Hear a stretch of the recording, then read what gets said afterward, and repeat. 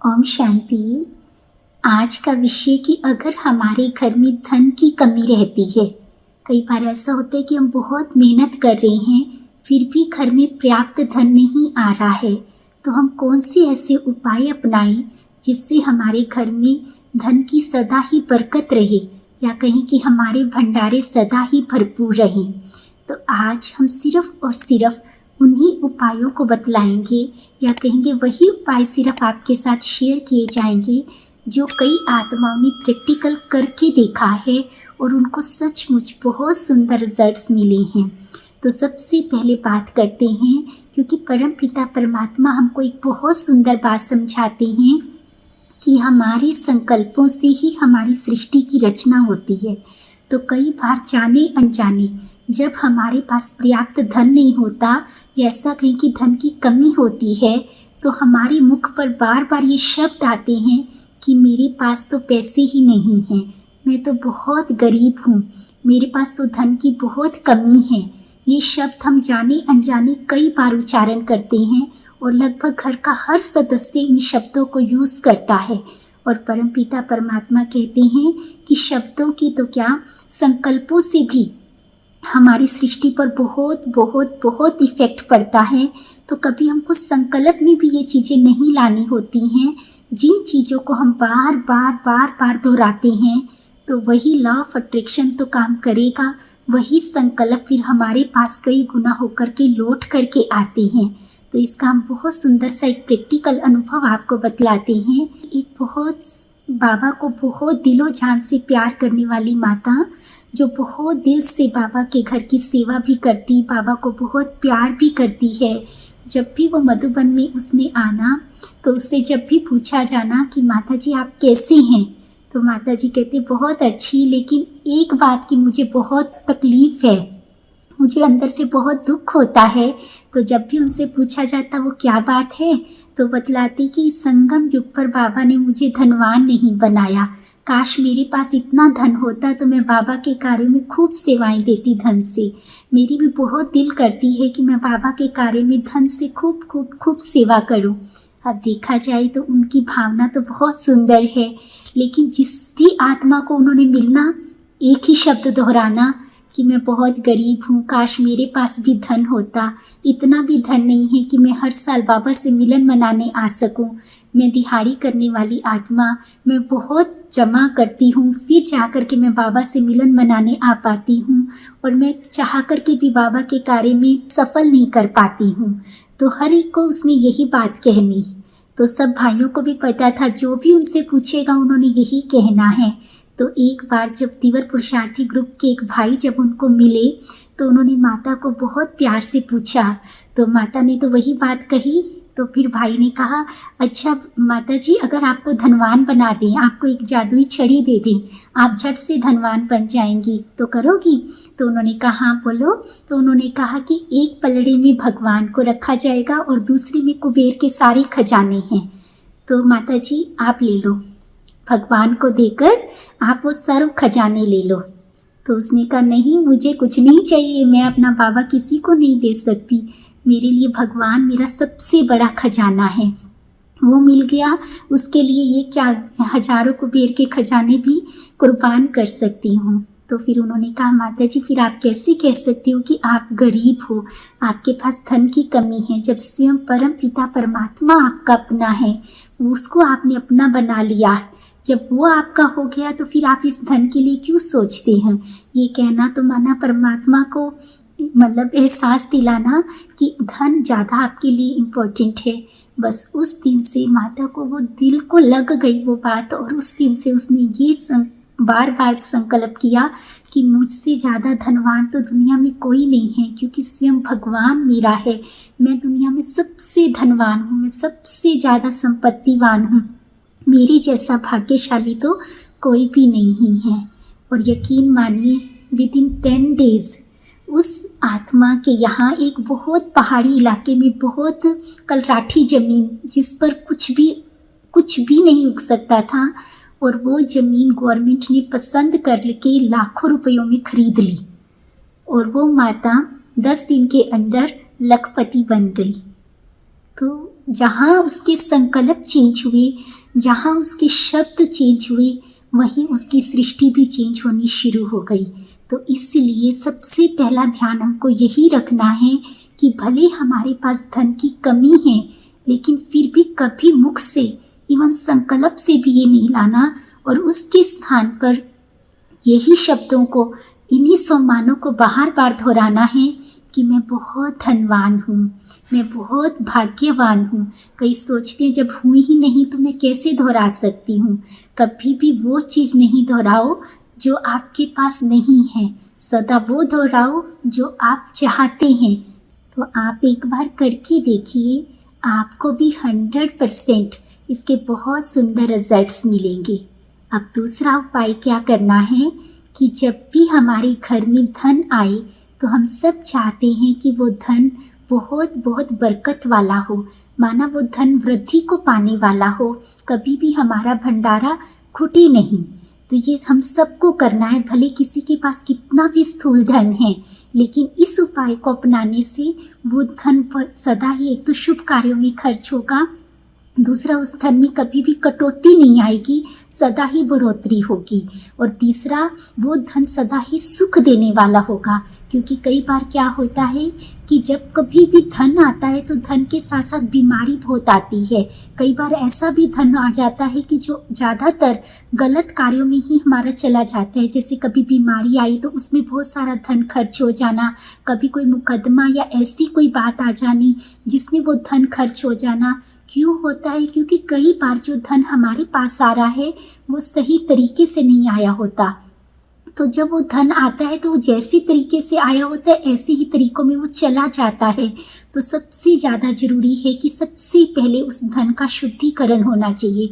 उस धन को सबसे पहले हमको क्या करना है, क्योंकि भक्ति में हम क्या सुनते थे कि जब भी घर में भोजन बने, अगर उसको हमने परम पिता परमात्मा को समर्पित कर दिया, अर्थात उसको भोग लगा दिया, और जब उस भोग को जब हम उस भोजन में मिला देते हैं तो भले कितनी भी आत्माएं खाती हैं लेकिन वो भंडारा कभी भी खुटता नहीं है। कहीं भी भंडारे किए जाते हैं तो सबसे पहले परमात्मा को समर्पित किया जाता है ताकि उस भंडारे में कभी भी कमी नहीं आए। तो हमको भी अभी यही करना है कि जब भी कहीं से भी धन आता है तो उस धन को सबसे पहले बाबा के आगे, परम पिता परमात्मा के आगे समर्पित करना है अपनी सच्ची भावना और प्यार के साथ, कि शुक्रिया भी करना है कि हे परम पिता परमात्मा, आपने मुझे इतनी बड़ी सौगात दी, और फील करना है कि जैसे परम पिता परमात्मा की पवित्र किरणें उस धन में जा रही हैं और वो धन पूरी तरह से शुद्ध और पवित्र हो रहा है। उसके बाद ही आपने उस धन को खर्च करना है। ऐसा करने से देखना वो धन बहुत बरकत वाला भी होगा और उस धन का से सदा ही शुभ कार्य होंगे, अच्छी जगह ही वो धन खर्च होना शुरू हो जाएगा, और जिससे आपका भाग्य बनेगा, ना कि आपके कर्म भोग चित्तू होंगे। तो इसीलिए आपको ये तरीका, ये सबको करना है, भले किसी के पास कितना भी धन है। आप एक बार करके देखेंगे तो देखना आपको इसके बहुत सुंदर रिजल्ट्स मिलेंगे। और तीसरा उपाय हम क्या कर सकते हैं कि जब भी हमारे पास धन आएगा तो हम उसको कुछ हिस्सों में बांटेंगे, और ये ज़रूरी नहीं है कि सभी हिस्से हमको बराबर ही करने हैं। वह आप अपनी आवश्यकता के अनुसार, अपनी भावना के अनुसार उसको कम या ज़्यादा कर सकते हैं। तो जब भी धन आएगा तो सबसे पहला हिस्सा हमको निकालना है परम पिता परमात्मा के नाम से, अर्थात जहाँ भी परम पिता परमात्मा का शुभ कार्य होता है तो उस धन के हिस्से को हमको उन्हीं कार्यों में खर्च करना है। और उस धन का दूसरा हिस्सा निकालना है स्वयं के लिए, जो भी मेरी ज़रूरतें हैं या मुझे अपनी पालना के लिए जो भी चीज़ें चाहिए तो उनकी आवश्यकताओं को पूर्ण करने के लिए मुझे उस धन के हिस्से को रखना है। तीसरा हिस्सा निकालना है उन सभी आत्माओं के लिए जिनकी पालना की जिम्मेवारी मुझ पर है, जिनकी पालना के मैं निमित्त हूँ, अर्थात वो मेरे परिवार के जो भी सदस्य हैं जिनकी पालना की जिम्मेवारी परम पिता परमात्मा ने मुझे दी है। तो उन सब की ज़रूरतों को और उनकी आवश्यकताओं को पूरा करने के लिए उस धन का तीसरा हिस्सा रखना है। और चौथा हिस्सा रखना है कि जो भी धन आएगा उसमें से कुछ ना कुछ हमको ज़रूर बचाना है अपने आई व्हील के लिए। आप चाहें तो उसे किसी भी बैंक में डिपॉजिट करा सकते हैं या अपने पास जमा करके रख सकते हैं, ताकि जब भी कभी ज़रूरत पड़े तो हम उस समय उस धन को यूज़ कर सकें। और अगर आपके पास बहुत परमात्मा ने दिया है, बहुत मतलब ज़रूरत से अधिक धन है, आपके पास पर्याप्त धन है, तो आप उसमें से एक और 5वां हिस्सा भी निकाल सकते हैं। वो हिस्सा होगा अन्य आत्माओं की सेवा के लिए।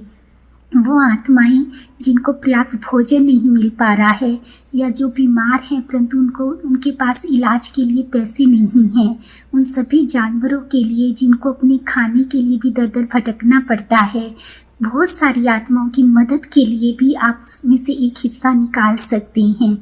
अब आप कहेंगे कि हमारे पास तो इतना धन ही नहीं होता कि हम अपनी ही ज़रूरतें पूर्ण कर सकें या अपने परिवार का ही अच्छे से पालना कर सकें, तो फिर हम ऐसे 5 हिस्सों में तो भला क्या ही उस धन को बांटेंगे।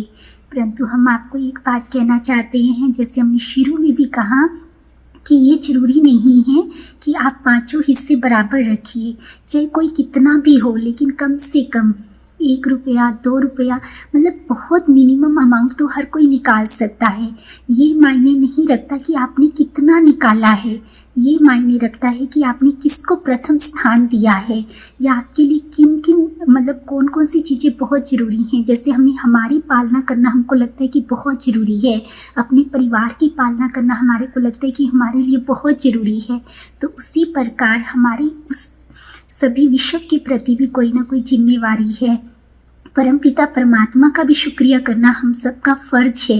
हमने भक्ति में भी सुना ना कि जहाँ सुदामा ने श्री कृष्ण के चने खाए तो उसकी वजह से उसको दरिद्रता देखनी पड़ी। ये सिर्फ एक मिसाल दिया जाता है ये समझाने के लिए कि हमको कभी भी किसी का हिस्सा नहीं रखना। जब हम धन को ऐसे प्रॉपर हिस्सों में बांटेंगे और हर एक का हिस्सा उसको स्पुर्द करेंगे तो उस धन से कभी भी बरकत ही होगी, मतलब उस धन में कभी भी कटौती नहीं आएगी। और सबसे बड़ी बात, वो धन कभी भी दुख नहीं देगा, वो धन हमको सदा ही सुख देगा, क्योंकि इसमें बहुत सारी आत्माओं की परमपिता परमात्मा की दुआ शामिल हो जाती है। अब जिन आत्माओं को ये कार्य मुश्किल लग रहा है उनको आसान करने के लिए हम बहुत सुंदर सा एक बिल्कुल सत्य प्रैक्टिकल अनुभव बतलाते हैं, जो एक बहुत ही प्यारी सी माता का है, जो बाबा की बहुत प्यारी और लाडली बच्ची है। उस आत्मा को हम रोज़ देखते हैं, क्योंकि हम दोनों ही एक ही बाबा के घर से पालना ले रहे हैं, तो हमने उनको रोज़ देखा है। एक तो उस आत्मा की सबसे बड़ी विशेषता है कि वो कभी भी अपनी मुरली को मिस नहीं करती है, और दूसरी बड़ी विशेषता ये है कि आज उस आत्मा की एज 75 साल 75 ईयर्स है, और उस आत्मा के सभी बच्चे अपनी अपनी जगह सेटल हो गए हैं। अब वो आत्मा अकेली ही रहती है बाबा के साथ, और उस आत्मा ने शुरू से ही हम उसको देखते आ रहे हैं कितने ही वर्षों से, वो आत्मा ने लोगों के घरों की सफाई करके ही अपनी कमाई खुद की है। माना अपनी पालना शुरू से ही वो आत्मा स्वयं ही कर रही है, और क्योंकि उसके पास दूसरा कोई साधन भी नहीं था, उनके युगल ने भी बहुत जल्दी शरीर छोड़ दिया था। आज इस समय उस आत्मा के पास सिर्फ उनकी बेटी और दामाद हैं, जो कभी कभी उनके पास आते हैं जब उस आत्मा को ज़रूरत होती है। अदरवाइज़ वो आत्मा आज अकेली ही रहती है, और इस उम्र में भी घरों की सफाई करके ही अपनी पालना कर रही है। लेकिन उस आत्मा की सबसे बड़ी विशेषता ये है कि भले ही उसके पास कितनी ही कमाई है, ये कुछ भी मायने नहीं रखता, लेकिन उस आत्मा का एक नियम है कि वो सबसे पहले अपनी कमाई में से परमपिता परमात्मा की भंडारी में जा डालती है। और आप यकीन मानिए, शायद वो अपनी इनकम की आधे से ज़्यादा राशि बाबा की भंडारी में डालती है। जैसे ही उसको पता लगता है कि कोई भी परमात्मा का सेवा का कोई भी कार्य हो रहा है, तो उसका सबसे पहले लक्ष्य यही रहता है कि मैं भी परमात्मा के कार्य में ज़रूर अपना धन सफल करूं। अगर कभी उसके पास धन नहीं होता है उस समय पर, तो जहाँ वो काम करती है वहाँ से उधार लेकर के भी आती है, और उसको पहले रहता है कि मुझे पहले अपनी वो उधार चुकता करनी है। कभी कभी हमको लगता है कि जैसे बाबा के बहुत सारे बच्चे भी उस आत्मा को ऑफ़र करते हैं कि माता जी, अब तो आप बहुत बुज़ुर्ग हो गए, आपने बहुत सेवा कर ली है, अब आप बैठिए, आप ऐसे काम नहीं किया कीजिए, हम आपकी पालना करेंगे। परंतु वो आत्मा इतनी स्वाभिमानी है, उसको अपने बाबा पर इतना विश्वास है। वो कहती है कि नहीं, मुझे किसी भी आत्मा की ज़रूरत नहीं है, क्योंकि मेरा बाबा बैठा है, वो मेरी पालना करता है, वो मेरे सब कार्य करता है, तो मुझे कोई भी दिक्कत नहीं आती है। कभी उस साथ हम कहते हैं ना कि आप इतना कुछ तो अपने लिए भी जमा रखिए ना, कल को आपको ज़रूरत पड़ सकती है, कोई बीमारी आए या कुछ भी है। तो वो आत्मा पता है क्या कहती है कि आज मेरी उम्र इतनी हो गई है, आज तक मेरे को बाबा ने कभी कोई तकलीफ़ नहीं दी है, तो आगे भी क्या ही देगा। मतलब उसको इतना विश्वास है, उसने कभी ये नहीं सोचा कि मेरा भविष्य में क्या होगा, कौन मेरी करेगा, कल को कुछ मुझे हो जाता है तो मेरी कैसे पालना होगी। उससे परम पिता परमात्मा पर भरोसा है। वो कहती है वो मेरा पालनहार है, उसके होते हुए मुझे अपनी चिंता करने की क्या ही ज़रूरत है। और हमने सचमुच देखा है, कभी हमने उस आत्मा के मुख से ये नहीं सुना कि मेरे पास धन की कमी है या मेरे बच्चे मेरी पालना नहीं कर रहे हैं। हर वक्त वो यही कहती है कि शुक्र है उस परम पिता परमात्मा का, मीठे शिव बाबा का, जिसने मुझे चुना है। अरे वो मेरी पालना कर रहा है तो मुझे उसके अलावा और किसी की क्या ही ज़रूरत है। सिर्फ कहने का भाव इतना ही है कि जब हमारे दिल की प्रीत होती है, हमारी करने की इच्छा होती है, हमारे मन की भावना है, तो जहाँ चाहा वहाँ रहा अवश्य ही होती है। हम चाहें तो कुछ भी कर सकते हैं। भले उस आत्मा के पास तो आप समझ सकते हैं कितना ही कमाई का साधन होगा, कितना ही वो कमाती होगी, लेकिन इतना खुले दिल से वो देती है ना।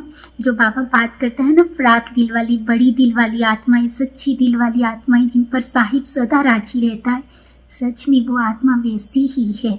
उस आत्मा से हम सबको भी ये प्रेरणा मिलती है कि हम भी बाबा के कार्यों में चाहें तो धन से भी बहुत सफल कर सकते हैं।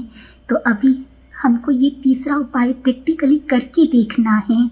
अगर आपके पास अभी कुछ धन की कमी है तो कोई बात नहीं है ना, सिर्फ बाबा की भंडारी में 1 रुपया तो डाल सकते हैं ना, वो तो कोई बहुत बड़ी कीमत नहीं है। आप वो डालिए। कहीं भी अच्छी सेवा होती है, माना कहीं भंडारा किया जा रहा है, किसी गरीब को खिलाया जा रहा है, या हॉस्पिटल्स में जो भंडारियाँ बनी होती हैं, भले आप कुछ भी डालिए, कना दाना ही डालिए, थोड़ा सा अंश मात्र जरूर डालिए। वो 1 रुपया कई गुना होकर के दुआओं सहित आपके पास लौट करके आएगा और आपको खूब खूब धन की बरकत देगा। और फिर एक लास्ट तरीका कि अगर हम धन को चार्ज करें मेडिटेशन से, तो हम कैसे कर सकते हैं। आप भले ही कुछ भी ले लीजिए अपने हाथ में, अपने धन में से ही, आप चाहे 1 रुपया लीजिए, चाहे 10 रुपये लीजिए, चाहे 100 रुपये लीजिए। अभी हम प्रैक्टिकल करते हैं। आप उसको अपने हाथ पर रखिए और फील कीजिए परम पिता परमात्मा को निमंत्रण देते हुए कि परमात्मा पिता मेरे सामने है, जगमगाता हुआ ज्योतिर्बिंदु, जिससे पवित्रता की अनंत किरणें निकल रही हैं। और मैंने उस हाथ को जिसमें वो धन रखा है, परम पिता परमात्मा के सामने रख दिया।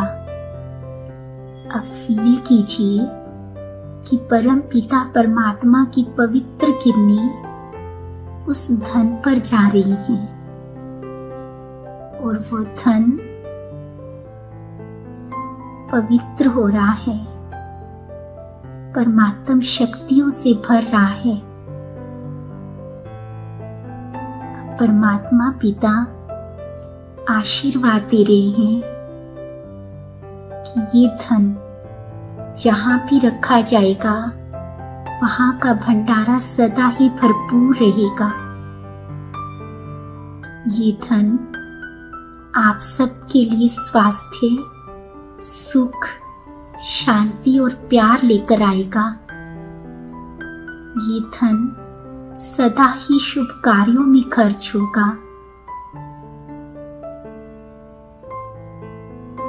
बड़े प्यार से परमात्मा पिता को धन्यवाद करते हुए इस धन को बहुत दिल से अपने भंडारे में रखेंगे और यही पॉजिटिव वाइब्स उस धन को सदा ही भरपूर करेंगी और शुभ कार्यों में खर्च होंगे।